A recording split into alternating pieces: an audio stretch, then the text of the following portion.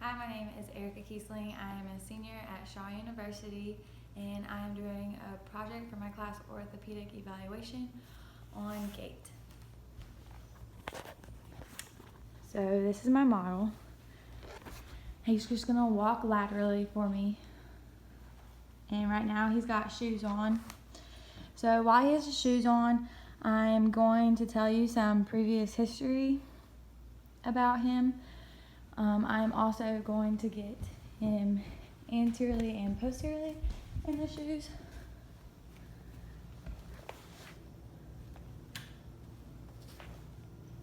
So some previous history is he had a hairline fracture about 4 to 5 years ago in his left tibia that he never properly healed. And then he also, in our last project, he was my model, and I found out about him that his alignment of the calcaneus and tibia are neutral. The posterior superior iliac is neutral as well. But then when I did his anterior iliac crest height test, the left side is 2.5 inches higher. The height of his left leg is 3 feet and 3.5 inches, and the height of his right is 3 feet and 1 inch. Also, I realized that his foot posture is associated with a leg difference because the right leg is more supinated than the left. With the data I had to collect for this project, I found out that his step length is 17.5 inches. His step width is 0 to 2 inches, so he almost doesn't have a width at all. His stride length is 37.5 inches, and then his foot angle was a positive value, which means that it's external rotation, also known as toeing out. His arm swing is a light arm swing, almost none. I'll go back to the lateral position so you can see his arm swing.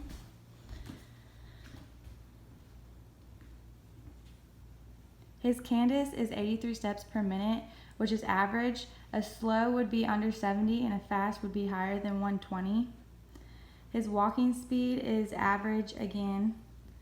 I'm gonna go back to anterior and posterior.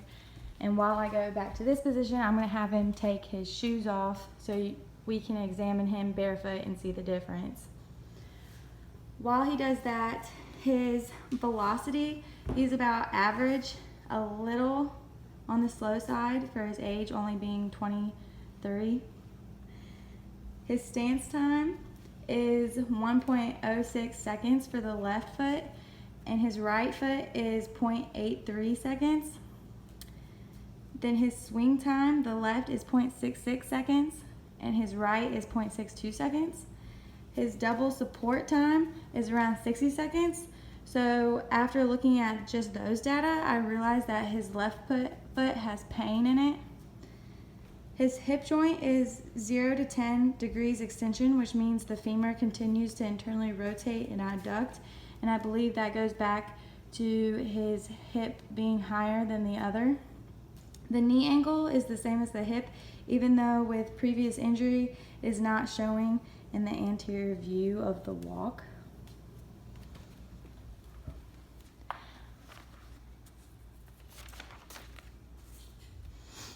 Looking over his findings, the data collected shows that he has pain in his left leg. The arm swing is hard to get information because he also had a rotator cuff injury. His toe out is from push off and mid stance.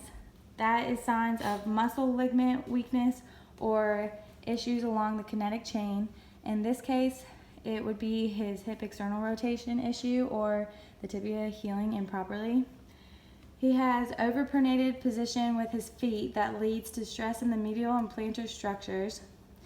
He has some calcaneal gait, which is increased dorsiflexion and knee flexion happening on both sides, resulting in decrease of step length.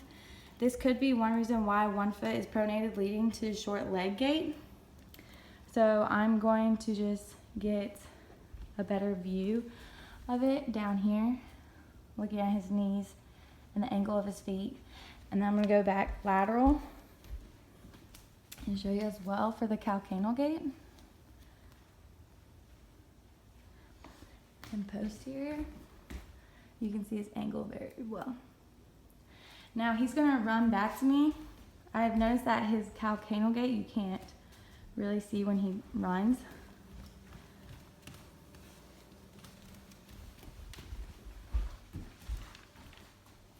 And I'm gonna have to do it one more time.